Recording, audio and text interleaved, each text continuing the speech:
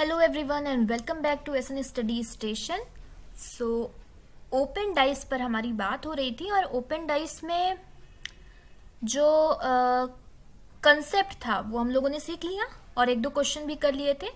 ठीक है, तो उसमें हम लोगों ने देखे कि 5 तरह के पैटर्न होते हैं। जब क्लोज वाले डाइस को बंद पास से कोई जब खोल दिया जाए तो वो ओपन डाइस होते हैं और उसमें 6 के 6 फेस विजिबल होते हैं। पूरे जो 6 फेसेस होते हैं वो विजिबल होते हैं, यानी कि दिखाई देते हैं। ठीक है, पूरे 6 के 6 फेसेस दिखाई देते हैं। तो वो होता है क्या, ओपन डाइस होता है। और उसमें कैसे अपोजिट निकालना है वो हम लोग ऑलरेडी सीख चुके हैं। तो आज का जो सेशन होगा वो पूरी तरह से क्वेश्चन बेस्ड होगा।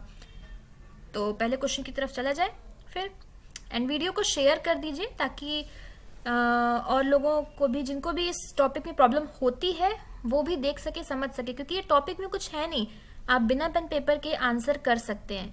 आपको सिर्फ देखना होता है कि कौन किसका अपोजिट है, दैट्स इट। तो पहले क्वेश्चन की तरफ चलते हैं। हाँ, इसमें ज्यादातर क्वेश्चन ऐसे ही आते हैं कि एक ओपन डाइस दिया रहेगा और आपको बताना है कि इस डाइस का इस्तेमाल करके इन चारों में से कौन सा पासा बनाया जा सकता है। ये चारों बंद हैं और ये वाला खुला है, ओपन है, और ये चारों बंद हैं। देखिए कौन सा बनाया जा सकता है। इसके लिए सबसे पहले हमें अपोजिट्स देखना होते हैं। तो स्टार और हैश टैग यहाँ पे लिख देते हैं कौन कौन अपोजिट्स है। स्टार और हैश ये अपोजिट्स हैं। फिर डॉलर और ये एक्सक्लेमेटरी, क्या बोलेंगे इसे, ये सिंबल हो गया अपोजिट। और क्या बचा, परसेंट और ग्रेटर देन, ये हो गए। तो ये दोनों और ये दोनों, ये आपस में अपोजिट्स हैं। अगर ये इनमें से कोई दोनों एक साथ दिखाई दे रहे हैं तो वो वाला नहीं होगा।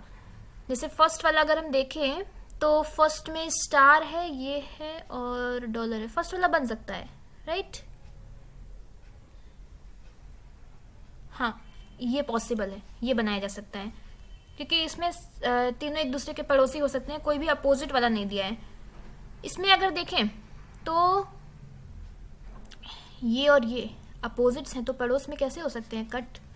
थर्ड वाले में ये हैशटैग और स्टार या एस्ट्रिक, ये अपोजिट्स हैं, ये भी नहीं होगा। और लास्ट वाले में क्या है, लास्ट वाले में है परसेंटेज और ये दोनों हैं। बाकी हमें तीसरे से मतलब नहीं। अगर दो ऐसे मिल गए कि अपोजिट्स जो हैं आपस में, तो वो एक दूसरे के अगल बगल कभी नहीं हो सकते हैं। सिर्फ पहला वाला, ओनली फर्स्ट, सिर्फ पहला वाला ही बनाया जा सकता है। ठीक है, बाकी और कोई सा भी नहीं बनाया जा सकता। नेक्स्ट,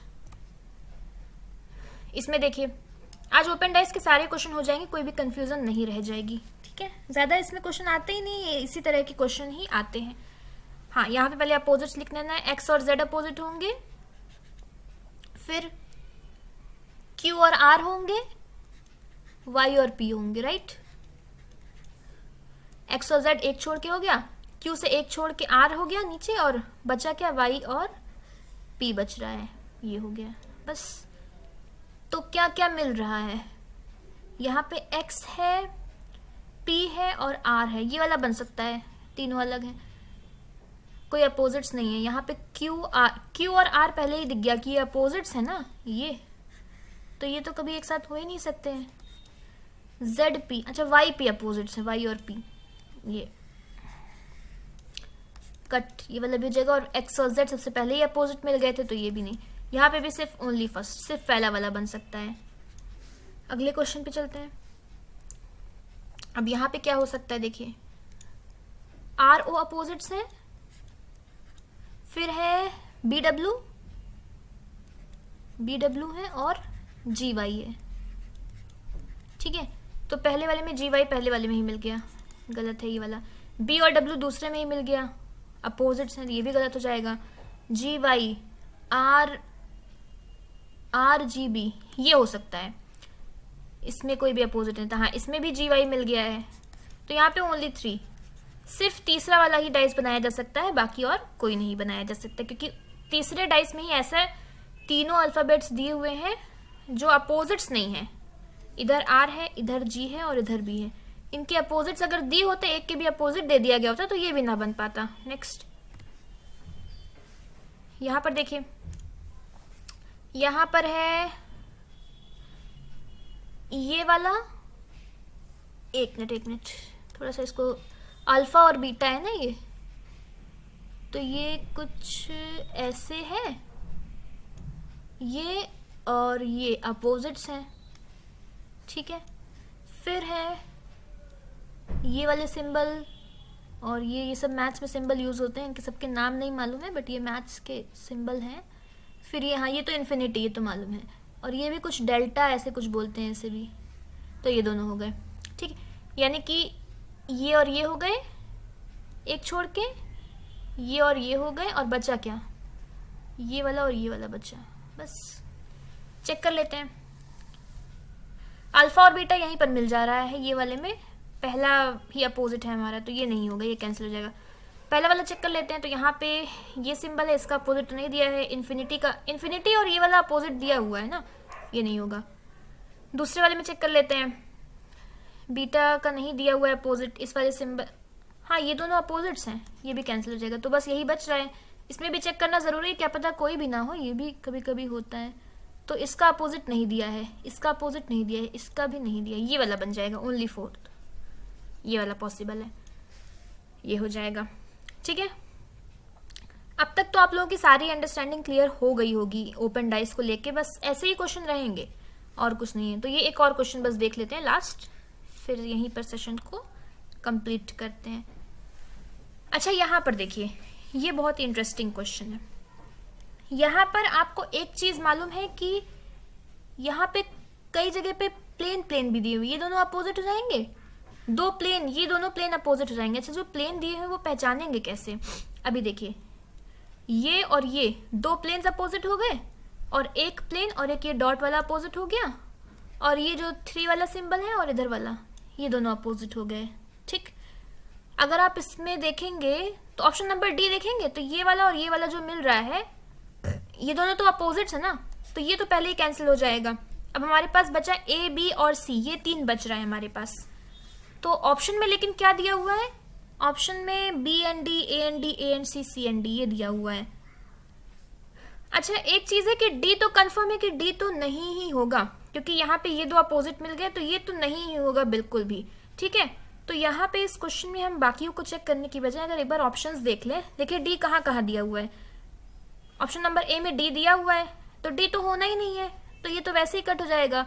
बी में भी दिया हुआ है, ये होना नहीं है, और लास्ट वाले में भी डी दिया हुआ है, तो एक ही ऑप्शन बच रहा है ना, फिर सी, वही हमारा आंसर हो जाएगा, वही हमारा आंसर हो जाएगा। तो इस तरह से ऑप्शंस को एलिमिनेट करके भी कर सकते हैं, ज़रूरी नहीं कि आप हर एक फिगर को चेक करें, हर एक डाइस को चेक करें और तब आंसर निकालें। ये भी एक अप्रोच है कि आप ऐसे भी कर सकते हैं, राइट, आप ऐसे भी कर सकते हैं कि अगर डी वाला तो कंफर्म है नहीं होगा, बाकी हमने अभी चेक नहीं किया, बट डी का कंफर्म है कि वो होना ही नहीं है, और अगर डी नहीं होना है तो डी वाले ऑप्शंस को हटा दिए, तो हमारे पास सिर्फ एक ही बच रहा है, ठीक। ये हुआ तरीका एलिमिनेट करने का। देखिए सिर्फ ए और सी बनेगा, ठीक है, यानी कि ए और सी बनेगा, बी भी नहीं बनेगा। बी क्यों नहीं बनेगा, बस वैसे तो आपको यही एलिमिनेशन मेथड से ही करना है इसको, बस एक बार बस चेक कर लेते हैं, ताकि इस तरह का आगे कोई क्वेश्चन आए तो वहाँ मान लीजिए कि 3 ऑप्शन दिया है या 1 दिया है, तब क्या करेंगे। कहीं पर अगर मान लीजिए तीनों दे दिया गया है, ए बी सी भी दिया हुआ है, ए और सी भी दिया होता, तब क्या करते, तो तब चेक करना पड़ता। तो अगर बी को देखा जाए बी वाले में अगर देखा जाए तो बी वाले में यहाँ पे 2 प्लेन है, ठीक है, और एक डॉट वाला है। हमें ये पता है कि जो 2 प्लेन हैं ये डॉट वाले के साथ तभी आ सकते हैं जब एक प्लेन ये वाला हो और एक प्लेन ये वाला हो, है ना, क्योंकि यही दोनों इसके पड़ोसी हैं। अगर डॉट वाले के साथ ये वाला प्लेन आ गया तो ये तो उसका पड़ोसी नहीं है ना, तो ये तो हो ही नहीं सकता है। और लेकिन जो डॉट के ऊपर नीचे वाले जो 2 ब्लैंक हैं, एक मिनट इसको हटा देते हैं, तब थोड़ा सा क्लियर हो जाएगा, ठीक है। यहाँ पे माना हमने कि 1 रखा, यहाँ पे 2 रखा, यहाँ पे 3 रखा, ये तीनों ब्लैंक हैं, ठीक है, ब्लैंक स्पेस है।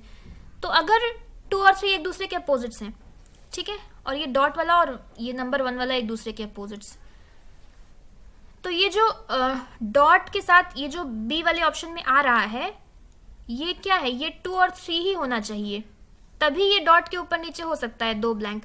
अगर डॉट के साथ जो आ रहा है ये 1 वाला एक भी हो गया, तो डॉट का 1 और वाला जो है वो क्या है, अपोजिट है। डॉट और 1 वाला जो ब्लैंक है वो अपोजिट है, तो वो पॉसिबल ही नहीं, तो यहाँ पे 2 और 3 होना चाहिए, बट 2 और 3 भी तो आपस में अपोजिट है, वो भी एक साथ नहीं आ सकते हैं, तो ये वाला भी नहीं बनेगा, ए और सी ही बनेगा, ए और सी के साथ जाएंगे। ठीक है, तो ये सेशन भी यहाँ पे कंप्लीट होता है। हाँ, ये होमवर्क क्वेश्चन है, ये आपके लिए होमवर्क है, स्क्रीनशॉट ले लीजिए और ओरली हो जाएगा, ये भी उसी की तरह कुछ है, यहाँ पे भी ब्लैंक कुछ दिए हुए हैं, ध्यान रखिएगा, ध्यान से करना है। Okay, so thank you so much for watching this video.